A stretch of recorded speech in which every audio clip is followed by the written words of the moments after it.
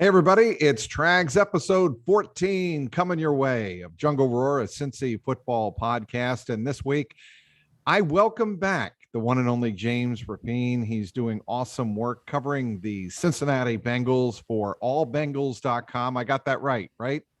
You did. You nailed and it. Locked On Bengals is your podcast, daily podcast, the only daily podcast covering your Cincinnati Bengals, correct? Correct. Look at you. Yeah, Man, I'm trying to get all that down and get it accurate, unlike me recalling the last time the Bengals had a shutout. You get that joke, James? I do, Mr. 2008. Wasn't 2008. No, it was not. It was against Johnny Football. Yeah, it was. Johnny Manziel in Cleveland, 30-0, as I found out when I actually looked up the media guide, the Bengals media guide online. So you live and learn, whatever. You are the first returning guest on the Jungle Roar podcast. Congrats. Wow. How about that? I'm honored. How about that? It's almost like I'm on Letterman basically for a second time. This is a big deal. So, all right. I didn't dress for the occasion. I'm in a sweatshirt, but it's all right. I didn't really dress either. I just put on You're in a collared shirt. What? Yeah, I'm in a collared shirt, but no tie. So anyway, we got some business to talk about here with the Cincinnati Bengals. You're 4-2, all alone in second place.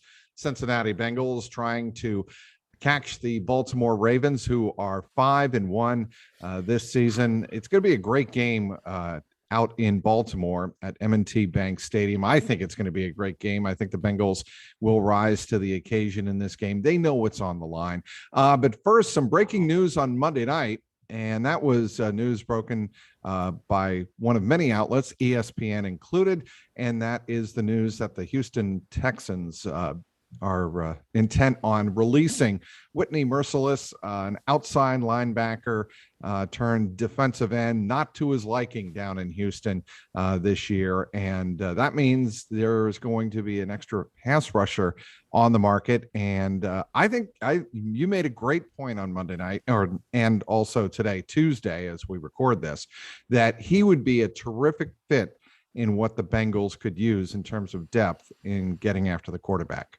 Yeah, they don't have enough edge rushers that can put heat on opposing quarterbacks. And look, you can live with DJ Reader and BJ Hill and Larry Ogunjobi and those guys, dominating on the interior.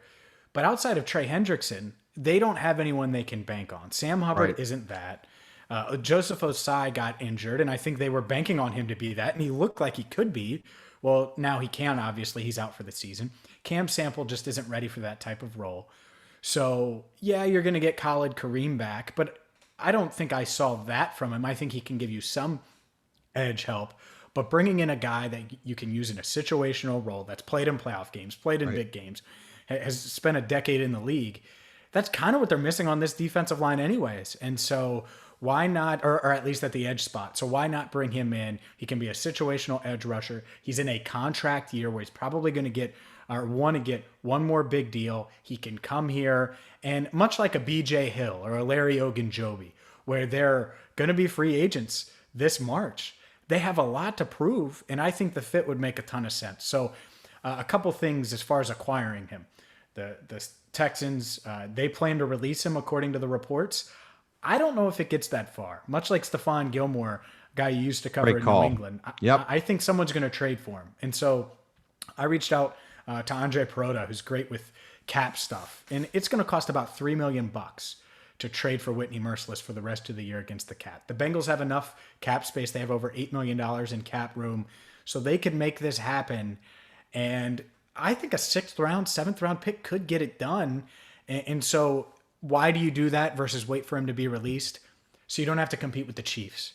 So you don't have to compete with the Tampa Bay Buccaneers or these contenders that are going to try to go after a guy who is proven, who in all but one of his years, where he only played 5 games in 2017 because of injury, has had 4 sacks or more. So he's been consistent. He stayed healthy.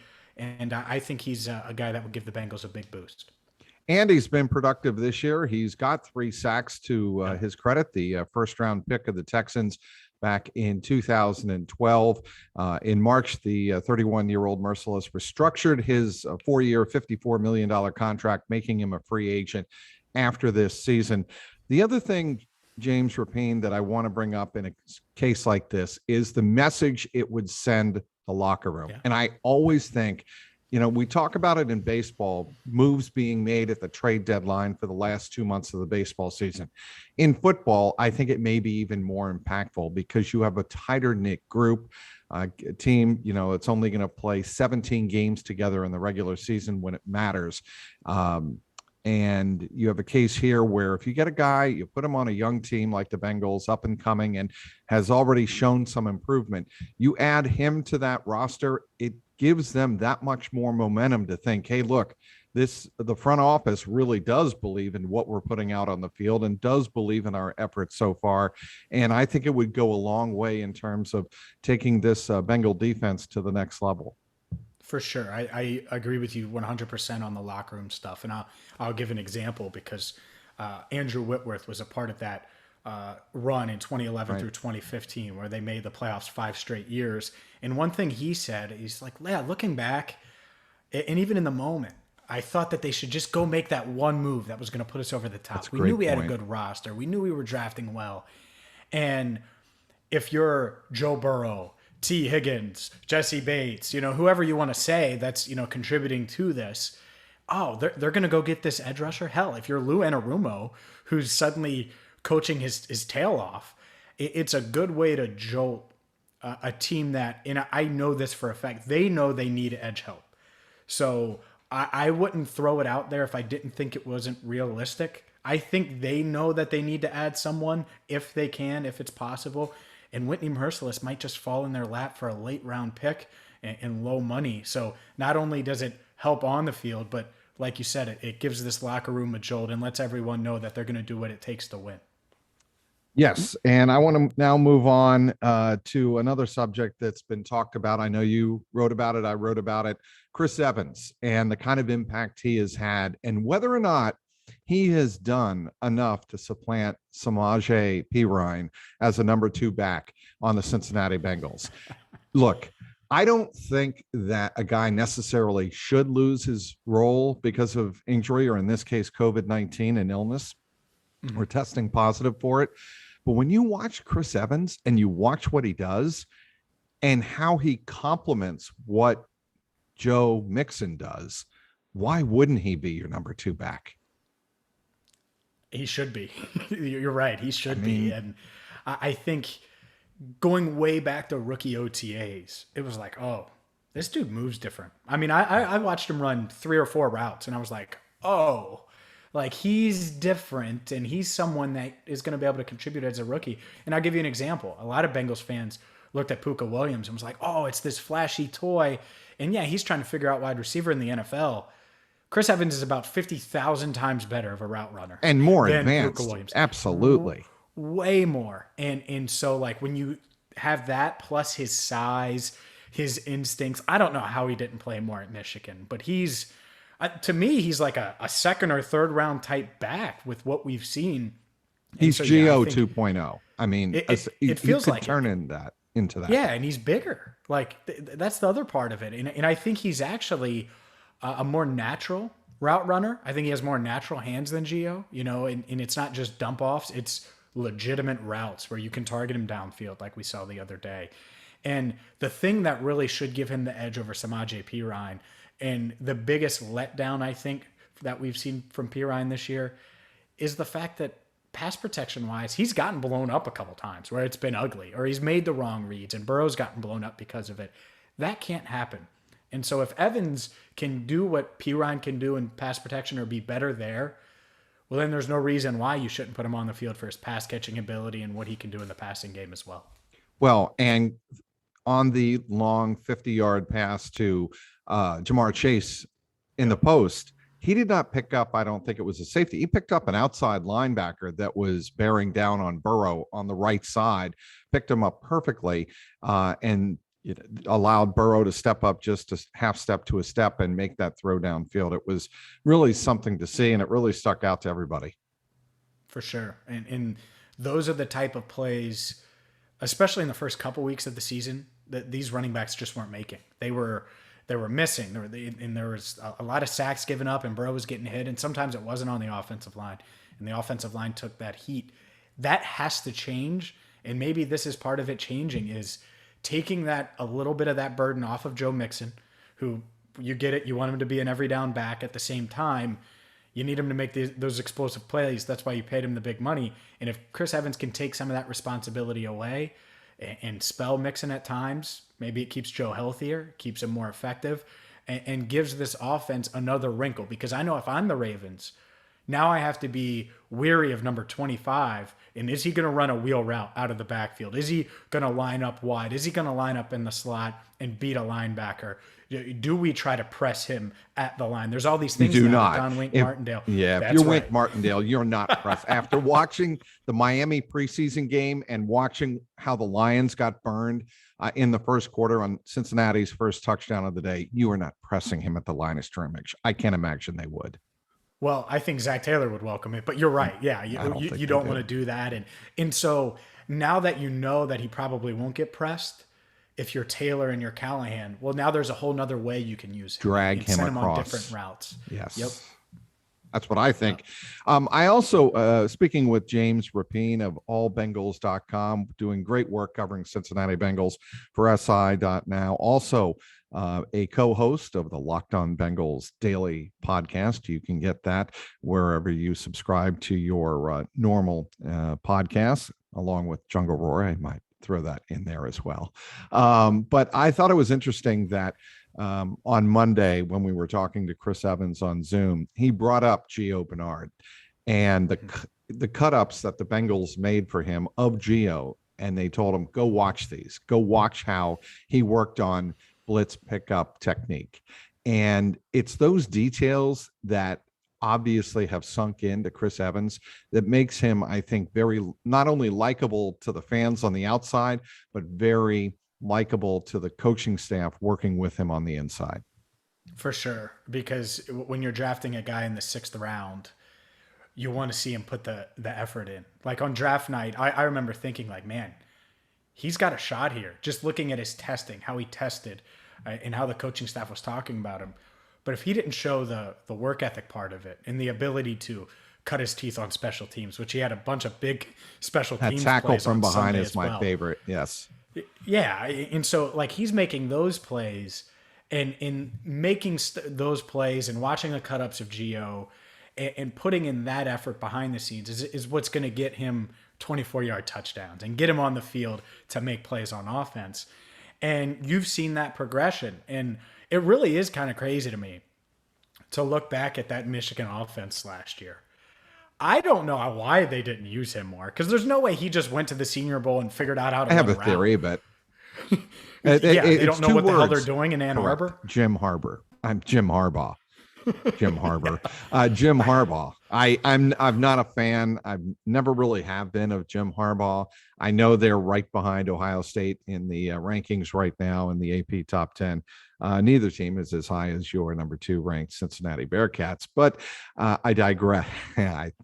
See what I did there, James? That's right. Go by the Bearcats. way, for those of you watching this podcast on YouTube and anywhere else, you can see over James's right shoulder a very nice Cincinnati Bengals helmet. Yeah, you want to take that down? Bearcats. I'll take it down. A little Bearcats action. Yeah, Bearcats. Oh, did I say Bengals? I got a big head. You did, but okay, it doesn't fit. Cincinnati I have a big head. Bearcats helmet. But this is an authentic one right here, man. You could see the scuffs and stuff. This is real. That is tremendous. Is there a story behind it? I interned for a guy that you covered in New England, believe it or not, Archell Hawkins. Oh, okay, sure. I sure did when cover him. When he worked at Fox Sports Radio. And this, well, I'll be quite honest. It was a gift that I kind of gave myself, because as he parted ways with the station, he left it there, and it stayed there long enough. And I was like, you know what? I think Archell would want me to have this. So he hasn't said anything about it yet. So yeah, that's where this I really from. like it. I think that's the first time I've told that story, by the way. We still talk once in a while, and he's never mentioned it. So I think I'm good. I think I'm in the clear. Okay. Well, I won't get you in trouble. I promise. If not, then he could pay me for all those hours I spent interning for him. All right. Speaking with James Rapien of SI Now and allbengals.com. We've talked about Whitney Merciless. We've talked about Chris Evans. We need to talk about the Baltimore Ravens here, James, and what the Bengals need to do to get over the hump. And one thing that surprised me in doing my research for this podcast, I went back and I looked at the numbers from last year in Baltimore, because the last game of the year, Lamar Jackson ran crazy and it was a 38-3 butt whipping. But the Bengals, that wasn't, by any shape or form, even in a 4-11 one season, that was not representative of what the Bengals really are. I went back and looked at the game in week 5 in Baltimore, and around the same time on the schedule, this is going to be week 7. And that game, there were a couple of things that stood out to me. One surprised me. One nearly shocked me. Time of possession. You know what time of possession in that game was, James? I don't. 34-39 for Cincinnati. 34-39 for Cincinnati. 25-21 for Baltimore. Lamar Jackson was 19 of 37 for 180 yards, 2 touchdowns, and 1 interception. He was not spectacular in that game throwing the ball. He wasn't great running the ball. He carried twice. He had 2 official carries for 3 yards and a long of 7 because he had he had another run for a loss way behind the line of scrimmage. So he really didn't kill him with the legs. The Bengals killed themselves in this game, and that's what they need to avoid doing this Sunday at M&T Bank Stadium. For sure. And, that's a big part of it. Now, I do think Lamar was dinged up. As you were talking about that game, I went back to week 5 last year because they all run together, as you know. Mm-hmm. And I was like, that's right. I think he was dinged up a little bit going into that game, which might describe the running portion of it. But to your point, this defense is as athletic as they've ever been. And I think, and I asked Zach this, he didn't say this, I think they built this defense to try to stop Lamar Jackson. I do. Athletic linebackers, experienced secondary, good tackling secondary. How many people talk about cornerbacks that can tackle? They always worry about cover. You did in New England. I will pipe in here and tell you that we talked about tackling in the secondary every single week when we were talking to Bill Belichick or Matt Patricia, whoever it was. We talked about tackling in the secondary, and that is, you're absolutely 100% right. That is one area the Bengals really improved in the offseason, especially with Chidobe Awuzie. And, we talk about Von Bell. He was great last year tackling in the secondary, but he's taking that up another notch. They're just much improved tackling. For sure. And so that obviously should help them in this matchup. But you're right. I mean, I assume, and I didn't look back at the box score like you did, but turnovers probably killed them. I know Burrow struggled against the different pressures and things like that. And so now he's 16 games into his NFL career, and he's seen a lot of different things. And a few weeks ago, we heard him say, "You can't zero me." Well, we'll see from a real team that isn't 1-5, that's 5-1, that's going to be playing in January. If they can zero him. And this is a great test. It's a great test for the defense, like I mentioned with Lamar. And then offensively, and this is kind of my concern, more so than Lamar Jackson, Mike, is are they ready for the disguises and the different ways that the Ravens are going to try to pressure Burrow and hit Burrow? Because, man, there was a free runner the other day in Detroit where it's just Burrow snaps it and empty, and he gets brought down to the ground in about a second and a half, has no time.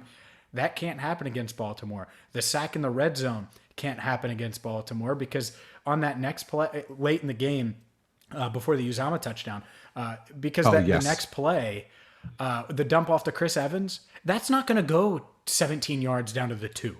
I don't think that's so. That's going to go 4 yards, and he's going to get pummeled. This is the Baltimore Ravens. So here's the point. Go ahead. Here's the point, James, and not to cut you off, but I love to do that to people. The Bengals need to stay ahead of the sticks, and it's a football cliche, but the way you beat a fundamentally sound team like Baltimore, especially beat them on the road, is you don't fall behind the sticks. It's probably after not turning the ball over. Patrick Queen had that 53-yard fumble return for the touchdown last year against the Bengals in Baltimore. But after not turning the ball over, the number 2 thing is don't take huge negative plays and don't take many negative plays at all. That I'm not watching the Burrow sack that you're talking about in the third quarter there. I tweeted, and I thought at the time maybe I was being a little too harsh, but it was a terrible sack for Burrow to take because, like to your point, if you take that sack in Baltimore, you're not going to be able to recover. And if you take a sack like that and you're at the 25 and it gets pushed back to the 42, it's going to be kicking a field goal, even though you have Evan McPherson. That is going to be problematic. And that is one thing I think the Bengals need to work on this week, to make sure that they have plays designed for taking little bites, little nibbles, but moving down the field and not trying to think that they have to get huge explosive plays against Baltimore. I mean, if they're there, they're there, but I would be more impressed if the Bengals were able to move the ball consistently, little by little, and eat up the clock and not take negative plays. And that's something this offense has struggled with all year. Very much so. They were better in the second half against Detroit, but it's Detroit. They were better in the second half against Jacksonville. It was Jacksonville. Outside of that, I don't really know what this offense is outside of, hey, Jamar, save us. And that can't happen. And so the game against the Steelers, I go back and forth on this, James. The game against the Steelers, I thought there were moments where they looked like a legitimate team that was ready to show that they're going to be a contender in the AFC North. Yeah, I mean, you beat a team 24-10 on the road, and it's Pittsburgh. Mm-hmm. There's a lot to be said for that. And I thought the defense came through big. And like we said a couple of minutes ago, the defense is going to have to come through big again to play complementary football on the road and give this offense a chance to not have to feel like it has to score, right? Mm-hmm. You can't fall behind the sticks, and you certainly can't fall behind on the scoreboard big. Yeah, and you're right on both accounts. And so that starts at the start and getting off to a quick start, which is another thing they haven't done. It's a cliche, but it's true. It's very true. And, they got off to a quick start against Detroit, and then they fell apart. And I didn't understand. We were sitting next to each other in the press box, and I kept tapping you on your right shoulder, and to the point where you were like, "Oh, Jesus, Trax, stop bothering me. I'm trying to write." No, but I kept tapping you on the shoulder, like, "What are they doing? Why is Burrow struggling against this Lions defense?" Mm-hmm. And it can't happen, right? And you can't have 7 points, or even honestly, 10 is probably the minimum in that first half that you can have against Baltimore to be around. Because Lamar, he's a lot like Aaron Rodgers. I said this a couple of weeks ago, and people are going to be like, what do you mean he's a lot like Aaron Rodgers? You may do a great job against Lamar, and you're going to look up and he's going to have 17 points at halftime, right? And they find ways to score, and you could be up 10 at halftime or 17 at halftime, much like the Colts were. Yeah, I was just going to bring that game up. Yep. And these Ravens, Lamar's like, okay, I might have just thrown a pick six, or I might have just a fumble-rooski, right? I might have done it, and I'm going to recover, and they're going to go down and score again. So they got to, obviously turnovers are going to be huge, but that quick start in sustaining drives to where, yeah, you may only have 10 points, but both of those drives were 7 minutes and 6 minutes. And then you had two drives that went 4 minutes and 2 minutes. So now you're leading in time of possession. And even if you're down 14-10, you feel pretty good about it, because as we know, the Bengals are going to win the coin toss and they'll get the ball to start the third quarter. They're 6-0. That's weird. That is just really bizarre. And in a couple of games, it's mattered. Like, actually against Detroit, it mattered because they got the field goal right before halftime, and then they were able to do the thing that coaches love to do. It started with Bill Belichick in New England, get that score after halftime, and those are, that is 10 minutes of scoring, and if you maximize it, that's 14 points in 10 minutes. That shifts the entire game. And the Bengals on Sunday in Detroit were able to get 10 points in that 8 to 10 minute period. Okay, one more thing. Mark Andrews, how confident are you that Von Bell, or whoever, but probably Von Bell, is going to have a better time this year covering him? I'll believe it when I see it. Much like this defense containing Lamar Jackson, a healthy Lamar Jackson, an explosive in the running for another MVP, Lamar Jackson, to be quite frank with you. I don't think he's number one. Kyler Murray probably number one, but Lamar's right there to me through 6 weeks. Mark Andrews is a problem, and he's I don't know if they're going to be able to guard him one-on-one. Maybe they do decide to try to double him at times, and it's not just a Von Bell. I certainly don't You think chip him with a can, linebacker, it can maybe. be, yeah, maybe, right? You find ways to just knock him off his route and make it tough on him, because if he gets going, it's going to open things up. And I will say this. We did see some Chidobe Awuzie on TJ Hawkinson on Sunday. Just a little bit, but we did. I wonder if they throw him at him once in a while. And I would say Jesse Bates. I don't think Bates is a great one-on-one cover guy. I don't think that's how they want to use him. I think they want to use him as a quarterback of the defense. I mean, I'm not saying he couldn't do it, but that's where. What do you think about Ricardo Allen? Yeah, and so now we're getting into this 3 safety look, which to me makes a ton of sense against the Ravens. Agree. Right. That's why I brought him up. Because you got 3 athletes, guys that can run, guys that can cover, in Bates, Bell, and Allen, and they're going to hit you, and they're going to be solid tackling, and all of those things. So, yeah, if one of them gets switched, Allen's giving up a ton of size to a guy like Andrews, but getting him on the field and having that 3 safety look, it could go a long way in slowing down the Ravens' rushing attack, and hopefully, for their sake, keeping Mark Andrews in check. Hollywood Brown. Concerned? Not a big deal. Speed's scary, but that's why you do have Jesse Bates and Chidobe Awuzie. Maybe you have him follow Brown, just to make sure he doesn't do much. But I think Cheeto is certainly capable of containing him, and if you do that, then you're going to have to figure out the Andrews plan. But they don't really have any other proven wide receivers that you're worried about. I don't know if Sammy Watkins is going to play this week. Rashad Bateman came back last week, the first rounder, and I liked him coming out of the draft. But he just made his NFL debut. So how dominant will he be? And the other thing here is, will we see Trey Flowers this week? I think that's going to be. I think he'll be active, certainly. But what will his role be? And he is a big corner. He's 6'3". Giant. And you want to talk about tackling. He's a good tackler, so he's going to help you in that area. And I think that's why they liked adding someone like him. Size, physical, will tackle, and you question, Eli Apple's ability to do that at times. Yeah, you do. And I think Eli Apple is starting to improve. I really do. I know that I think it was Charlie Goldsmith of the Cincinnati Enquirer brought that up, that in our conference call on Monday with Zach Taylor, that Eli Apple is showing some improvement, and he's showing the work ethic needed to, help the secondary a little bit more. His first couple of weeks, and anybody who turned on the tape knows he struggled. He struggled badly, but he's improved, and maybe he becomes a nickel or a dime corner for this team, and that's fine if he can contribute in that way, and he's not hurting the team. That's great. You don't want to overexpose him either. And it'll be interesting to see how the Cincinnati secondary comes through. It's great catching up with you, James. What are you guys working on? Anything in particular?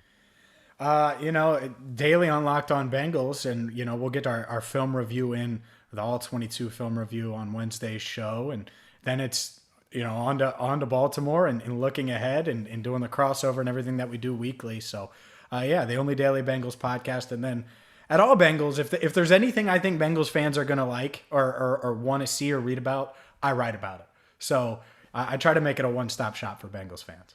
And you do a great job of that. The Bengals looking for their first win in Baltimore since the end of the 2018 season, right? The season that got the Buffalo Bills into the playoffs, and Andy Dalton got a lifetime supply of wings from the city of Baltimore, correct? It was 2018, my memory.